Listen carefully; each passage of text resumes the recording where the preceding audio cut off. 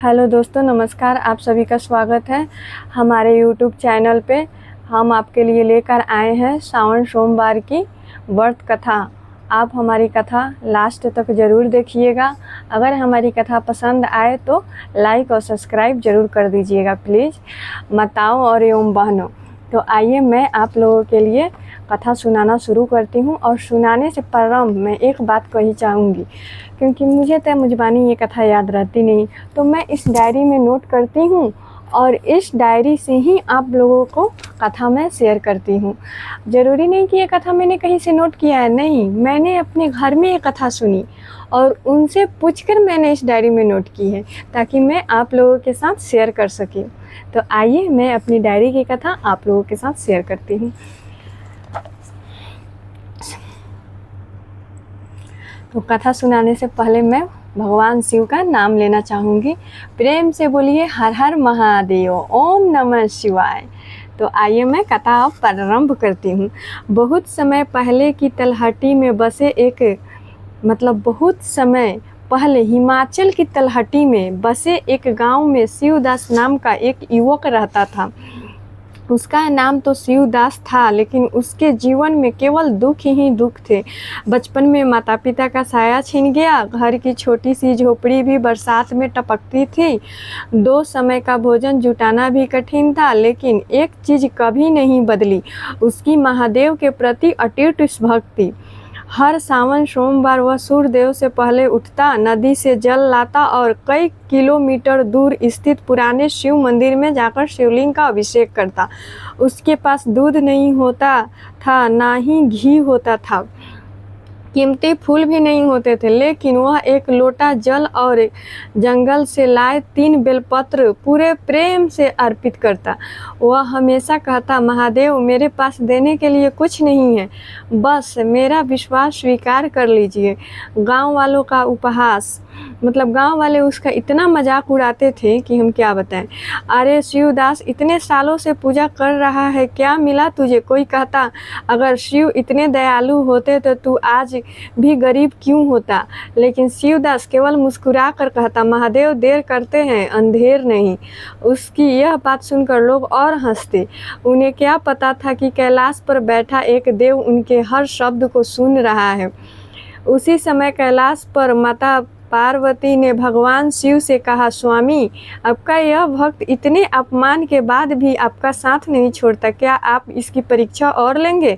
भगवान शिव मुस्कुराकर उन्हें कहा, पार्वती, जब भक्ति की अग्नि परीक्षा में तपती नहीं, तब तक उसका तेज संसार को दिखाई नहीं देता। समय आ गया है। यह कहकर भोलेनाथ ने अपने त्रिशूल को उठाया। आकाश में बादल गरजने लगे, धरती पर तेज वर्षा शुरू हो गई और उसी क्षण एक ऐसी घटना घटी जिससे पूरे गांव का भाग्य बदल गया। रहस्यमयी साधु का आगमन हुआ। रहस्यमयी साधु का आगमन हुआ, जो कि भगवान ही थे, जो साधु का रूप धारण करके धरती पे आए। सावन के तीसरे सोमवार की शाम थी। मूसलाधार बारिश हो रही थी। गांव के बाहर एक वृद्ध साधु लाठी के सहारे धीरे धीरे चल रहे थे। उनके कपड़े भीग चुके थे, चेहरे पर तेज था, लेकिन शरीर बहुत कमज़ोर दिखाई दे रहा। तो वह एक घर के दरवाजे पर जाकर केवल एक बात कहते, बेटा, रात बिताने के लिए थोड़ी सी जगह मिल जाएगी। लेकिन हर घर से उन्हें मना कर दिया गया। जाओ बाबा, हमारे पास जगह नहीं है, कहीं और चले जाओ, हम तुम्हें नहीं जानते। साधु बिना कुछ कहे आगे बढ़ते रहे और अंत में वह शिवदास की टूटी हुई झोपड़ी के सामने पहुंच गए। शिवदास ने जैसे ही वृद्ध साधु को देखा, वह दौड़कर बाहर आया। उसने साधु के पैर छुए और बोला, बाबा, मेरा घर छोटा है, लेकिन दिल से आपका स्वागत है। झोपड़ी में केवल एक सूखी रोटी बची थी, वो अभी शिवदास ने साधु के सामने रख दी।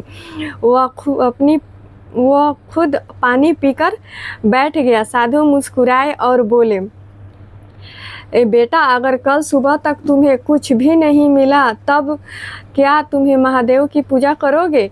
साधु बोले कि बेटा, अगर तुम्हें कल सुबह तक कुछ भी नहीं मिला था, तब भी क्या महादेव को पूजा करोगे? साधु के आंखें चमक गई, लेकिन असली परीक्षा तो महादेव ने लेनी बाकी की रखी थी। जब तक इस शरीर में मतलब वो शिवदास बोले कि जब तक इस शरीर में प्राण है तब तक मेरी पहली सांस महादेव की होगी और आखिरी सांस भी उन्हीं के नाम होगी। रात गहरी हो चुकी थी, बारिश अब भी रुकने का नाम नहीं ले रही थी। चारों ओर अंधेरा, कभी बिजली चमकती तो कभी बादलों की तेज गर्जना पूरे जंगल को हिला देती। वृद्ध साधु ने शिवदास की ओर देखा और शांत स्वर में कहा, बेटा क्या तुम मेरे साथ चलोगे? शिवदास ने बिना कोई प्रश्न किए उत्तर दिया, जहाँ आप ले चलो बाबा। दोनों गांव से दूर उस पुराने शमशान की ओर चल पड़े, जहाँ दिन में भी लोग जाने से डरते हैं। मुझे शमशान पहुंचकर साधु बोले, मुझे बहुत ठंड लग रही है, क्या तुम मेरे लिए लकड़ियाँ ला सकते हो? चारों ओर घना अंधेरा था, जंगल में जंगली जानवर की आवाज़ें गूंज रही थी। फिर भी शिवदास बिना डरे लकड़ियाँ लेने चला गया। कुछ देर बाद वह भीगी हुई लकड़ियाँ लेकर लौटा। उसने बहुत कोशिश की लेकिन आग नहीं जली। शिवदास की आंखों में आंसू आ गए। उसने शिवलिंग की दिशा में हाथ जोड़कर कहा, महादेव मैं असफल नहीं होना चाहता, मेरी सहायता कीजिए। उसी क्षण तेज हवा चली, बिजली चमकी और आश्चर्य भीगी हुई लकड़ियों में अपने आप अग्नि प्रज्वलित हो गई। साधु मुस्कुराए लेकिन कुछ बोले नहीं। साधु ने कहा, बेटा मुझे बहुत भूख लगी है। शिवदास ने चारों ओर देखा, न भोजन, न फल, न अनाज। उसने अपने हिस्से की आखिरी सूखी रोटी निकाली और साधु को दे दी। साधु ने पूछा, और तुम? शिवदास मुस्कुराया, जिसका पालनहार महादेव हो उसे भूख की क्या चिंता। साधु ने पहली बार उसकी आंखों में गहराई से देखा, जैसे किसी अनमोल रत्न की चमक देख रहे हो। रात आधी बीत चुकी थी। साधु बोले, अगर कल तुम्हें पता चला कि तुम्हारी झोपड़ी बह गई, तुम्हारे पास कुछ भी नहीं बचा, तब भी क्या तुम महादेव का नाम लोगे? शिवदास ने बिना सोचे उत्तर दिया, यदि सब कुछ चला जाए तब भी मेरा महादेव मेरे साथ रहेंगे। जब भगवान साथ हो तब कोई मनुष्य अकेला कैसे हो सकता है? यह सुनकर साधु ने अपनी आंखें बंद कर ली, मानो उनकी परीक्षा पूरी होने वाली हो। सूरज की पहली किरण के साथ दोनों गांव लौटे, लेकिन गांव पहुंचते ही शिवदास के कदम रुक गए। जहां उसकी झोपड़ी थी वहां केवल टूटी हुई मिट्टी और बिखरी हुई लकड़ियां पड़ी थी। रात की तेज बारिश में उसकी झोपड़ी सचमुच बह चुकी थी। गांव वाले दूर खड़े तमाशा देख रहे थे। कुछ लोग हंस रहे थे। कोई बोला, देख लिया, तेरे महादेव ने तुझे यहीं दिया। दूसरा बोला, अब भी पूजा करेगा। सभी की निगाहें शिवदास पर टिकी की रह गई। शिवदास धीरे धीरे मलबे के पास गया। उसने मिट्टी में दबा अपना छोटा सा शिवलिंग उठाया और उसे अपने माथे से लगाया और बोला, हे भोलेनाथ, यदि यह भी आपकी इच्छा है तो मुझे स्वीकार है। मेरा घर टूट सकता है लेकिन मेरा विश्वास कभी नहीं टूटेगा। इतना कहकर उसने वहीं बैठ कर ओम नमः शिवाय का जाप शुरू कर दिया। गांव वाले हैरान रह गए। जिस व्यक्ति का सब कुछ छीन गया हो वह शिकायत करने के बजाय भगवान का धन्यवाद कर रहा था। उसी समय वृद्ध साधु ने आकाश की ओर देखा और उनके चेहरे पर एक दिव्य मुस्कान फैल गई। आसमान में बादल फिर गरजने लगे। हवा अचानक शांत हो गई। मंदिर की घंटियां अपने आप बजने लगी और पूरे गांव में एक अद्भुत सुगंध फैल गई। लोग धीरे धीरे देखने लगे और उन्हें समझ नहीं आ रहा था कि यह सब क्या हो रहा है। लेकिन शिवदास अभी भी आंखें बंद किए केवल एक ही मंत्र का जाप कर रहा था, ओम नमः शिवाय, ओम नमः शिवाय। अचानक पूरा वातावरण बदलने लगा। आकाश में हल्की पुष्प दृष्टि होने लगी, मतलब फूलों की बारिश होने लगी। मंदिर की घंटियां बिना किसी के छुए अपने आप बजने लगी। तेज प्रकाश की एक किरण सीधे उस वृद्ध साधु पर पड़ी। गांव वाले भय और आश्चर्य से पीछे हट गए। धीरे धीरे उस साधु का रूप बदलने लगा। उनके जटाजूट दिखाई देने लगे। माथे पर चंद्र सुशोभित हो गया। जटाओं से माँ गंगा प्रवाहित होती हुई प्रतीत हुई। गले में वासुकी नाग लिपटा था। हाथ में त्रिशूल और डमरू सुशोभित था। क्षण भर में पूरा गांव समझ गया कि वे कोई साधारण साधु नहीं, स्वयं भगवान शिव थे। शिवदास की आंखों से आंसू बहने लगे। वह दौड़कर भगवान शिव के चरणों में गिर पड़ा। उसी समय दिव्य प्रकाश में माता पार्वती भी प्रकट हुई। उनकी चेहरे पर करुणा और ममता झलक रही थी। उन्होंने शिवदास को उठाया और कहा, वत्स, जिसने विपत्ति में भी विश्वास नहीं छोड़ा उसका साथ हम कभी नहीं छोड़ेंगे।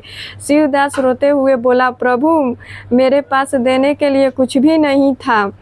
भगवान शिव मुस्कुराए। उन्होंने कहा, तुमने हमें धन नहीं दिया, तुमने अपना विश्वास दिया और संसार का सबसे बड़ा दान सच्ची भक्ति है।